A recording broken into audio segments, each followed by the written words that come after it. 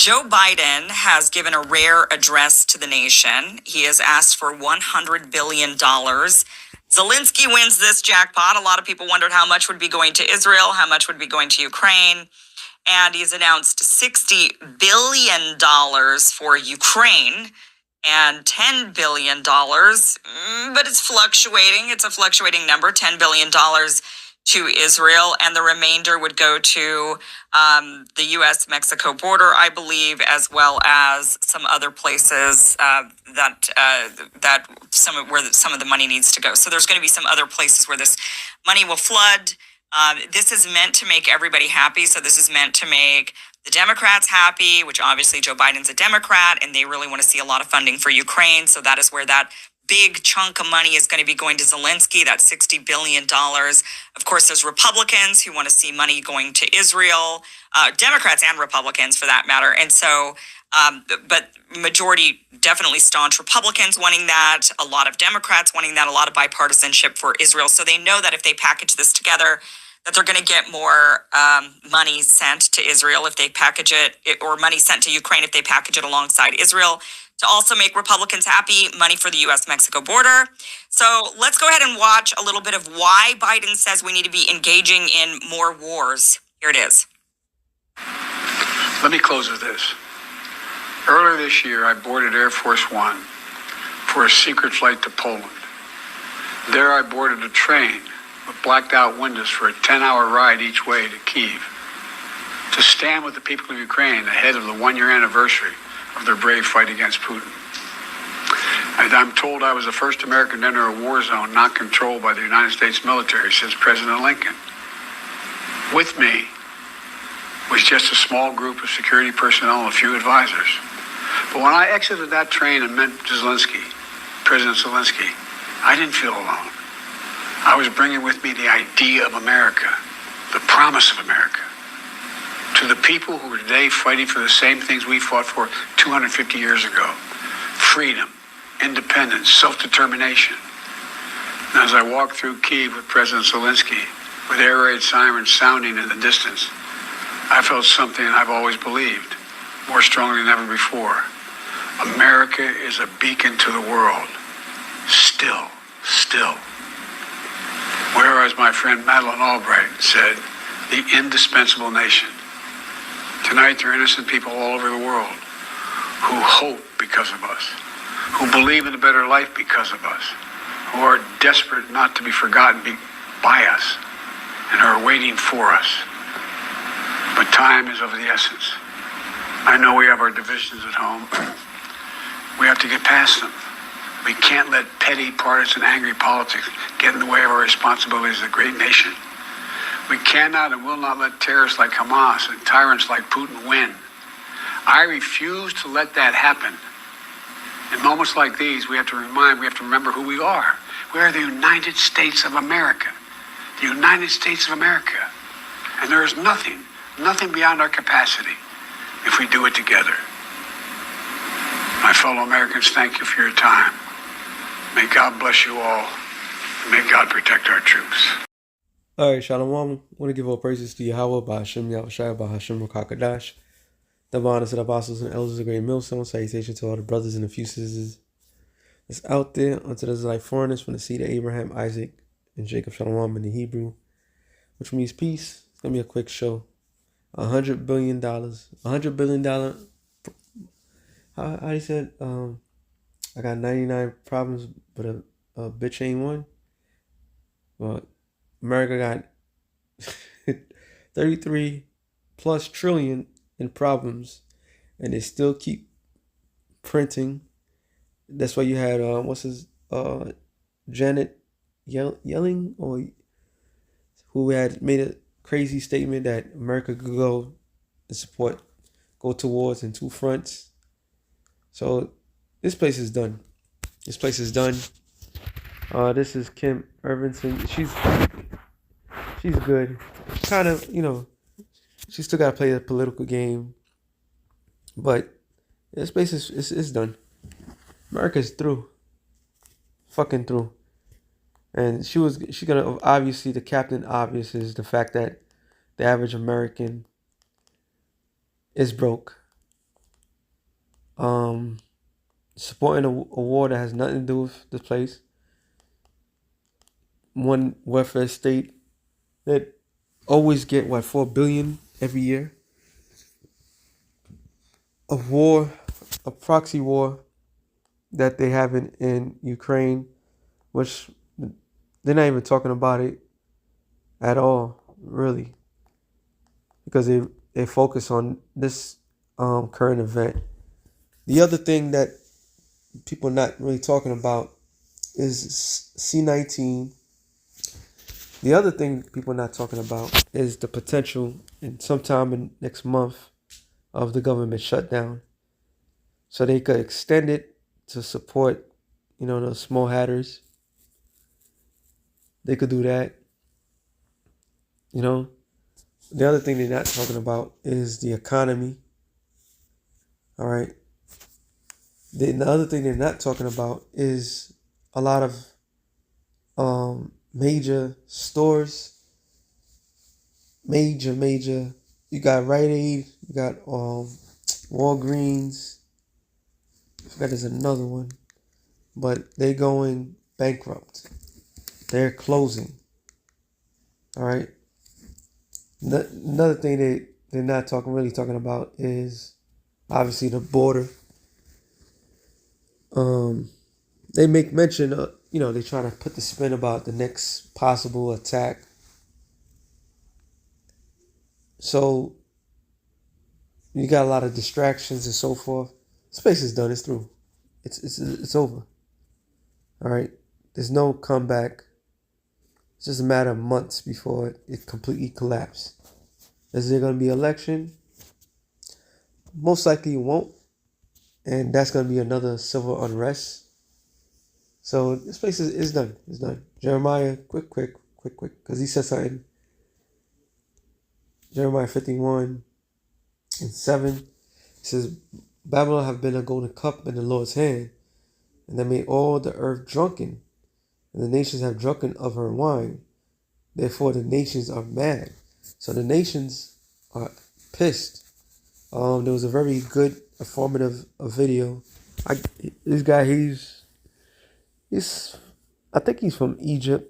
Well, he could be Palestinian. The brother had put it up, and he was basically show how America is very immature by taking sides, and how you can be a world leader when you taking sides the way you taking sides. So the world is seeing that it's not a good deal that they made with America. All right, many people are suffering. The world's suffering. America is the hammer of the world that's going to be broken. It says Babylon is suddenly fallen. And the funny thing is, it says suddenly. So suddenly means quick. Matter of fact, let's see what it says. Suddenly, surprisingly. And it's part of this sudden thing that's going on. The surprising fall of America that is not that surprising.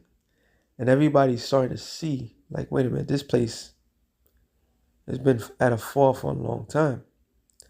It says, Babylon suddenly fallen and destroyed, howl for her, take balm for her pain. If so be, she may be healed. So there's no balm is a healing medicine. So there's no healing to this place. They could pump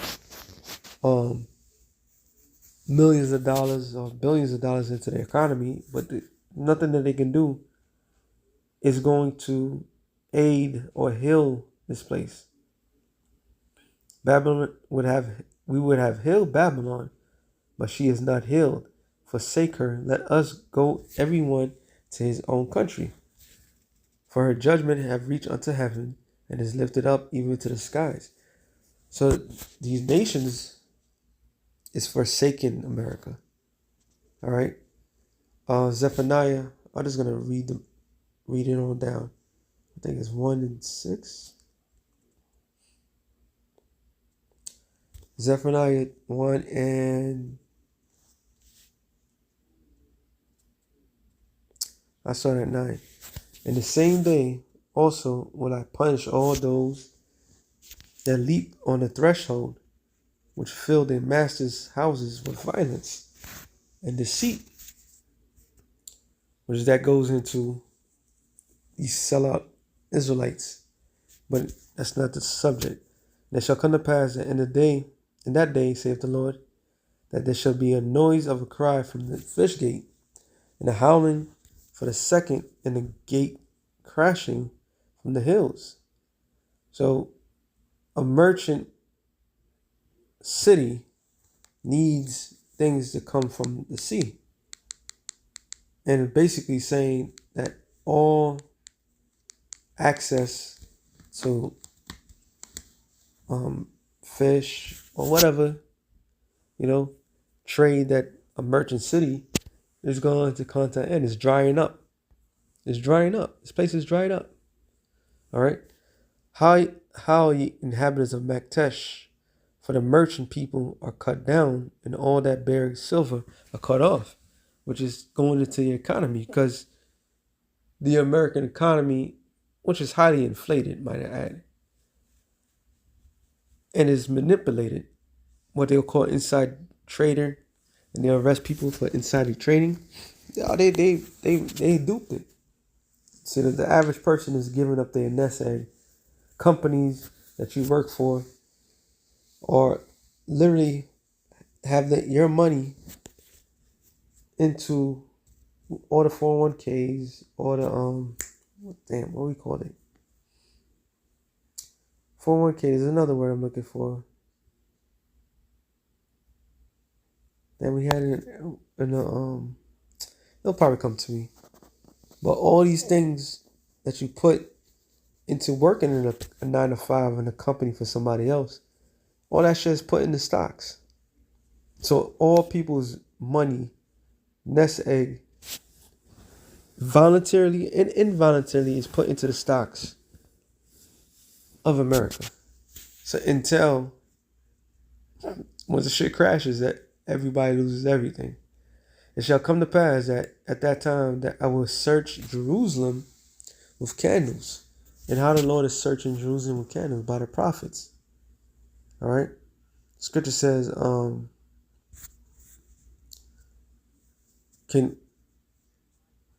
of fact, let me just get it.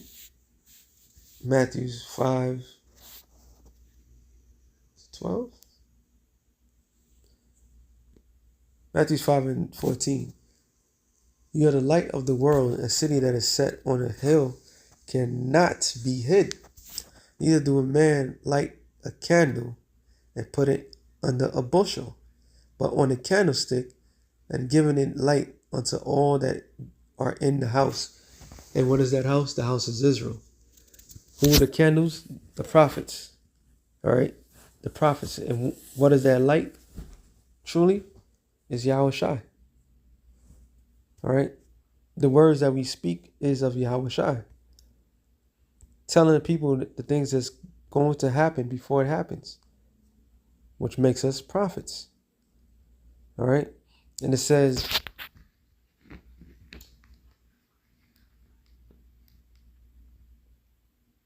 and punish the men that are settled on their lees. And lees are the best parts of a wine bottle. The men that are settled on the lees are the sellouts. All right? These people that's amongst the nation of Israel did a 501c3 charter.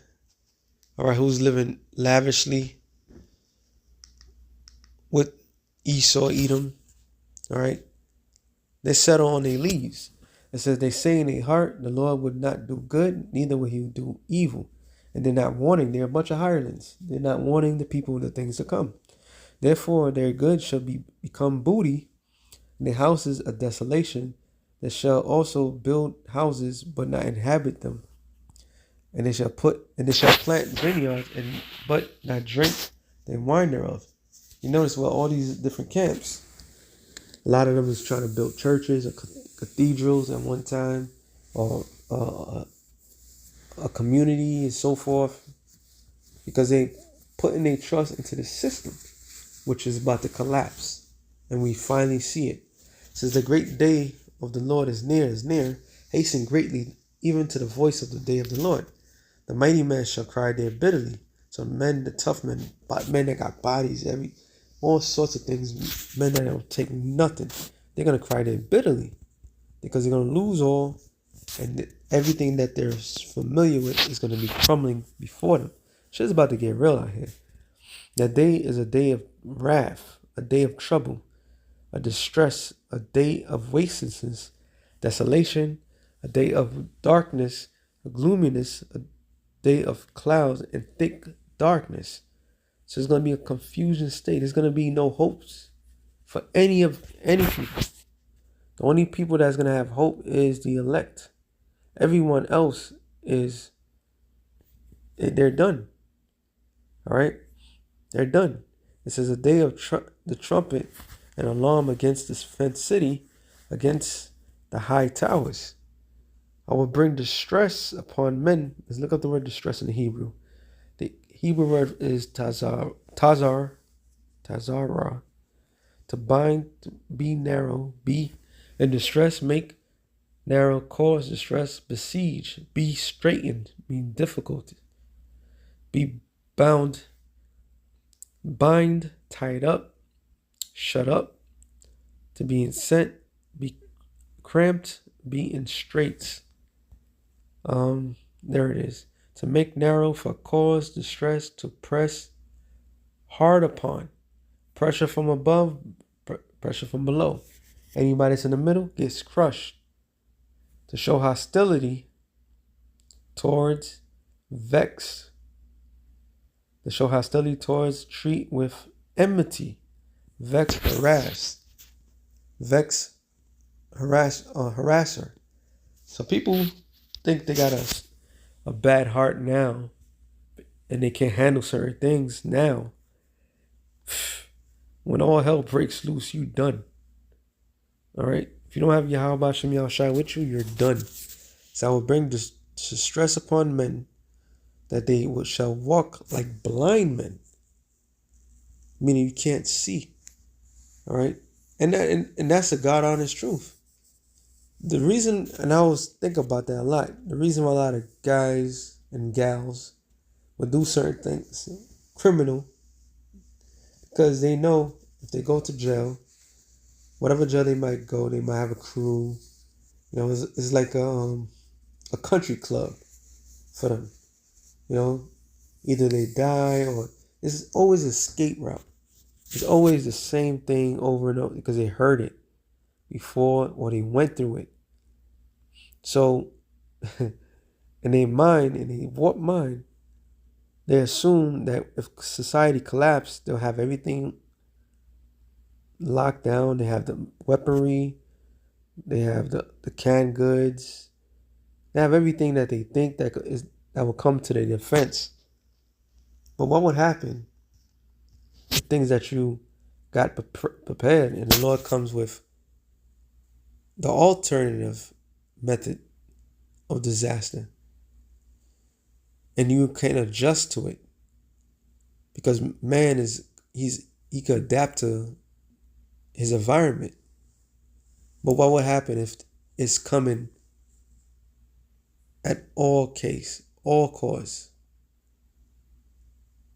All right, at all times, at all turns, something's happening. You get no break. People dying left, right, and left. All these crazy things. Then you become blind. You can't see it. You can't see what's coming. All right? You're no longer a smart person because you can't see it's coming. You don't know what's going to come. So that's what the Lord's going to do. He's going to blind you to all what you consider to be known. People are going to be weakened because of the lack of food. People is going to be gotten because of people that they probably made a deal with. Okay, you take care of this and that. Might be dead, or they're just going to be a dog-eat-dog world. Your loved one's going to turn on you. All right? People are going to be blind to everything. It's because they have sinned against the Lord. And their blood shall be poured out as dust, and their flesh as dung. There gonna be so much dead bodies everywhere. Neither their silver nor their gold shall be able to deliver them in the day of the Lord's wrath. But the whole land shall be devoured by the fire of my jealousy, for he shall make an even speedy riddance of all them that dwell in the land. So no matter how much money they pump into this whole thing, that's not going to protect anyone from the wrath of Yahweh B'Shem Yahushai. All right? That's how real it's going to get. So keep your eye on the prize, because we almost out of here. Shalom. To the elect of the nation of Israel. Shalom.